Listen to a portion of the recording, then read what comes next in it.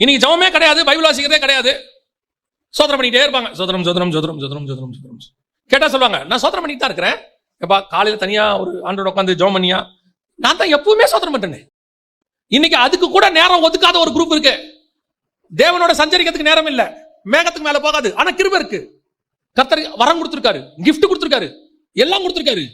நல்லா தெரிஞ்சுக்கொள்ளுங்க, உங்ககிட்ட என்னதான் கொடுத்தாலும் வண்டியில பெட்ரோல் இல்லாட்டி வண்டி ஓடாது. நீங்க BMW வச்சுக்கோங்க, சூப்பர் வண்டிங்க, எலக்ட்ரிக்கல் வண்டி, சார்ஜ் மட்டும் தாங்க போடல. மற்றபடி கை வச்சா ஓடாதா? ஓடாது. ஜோமன்னா ஓடாதா? ஓடாது. ஜபத்தோட நீ பண்ண வேண்டிய சார்ஜ் பண்ணுப்பா, போட வேண்டிய பெட்ரோல போடு.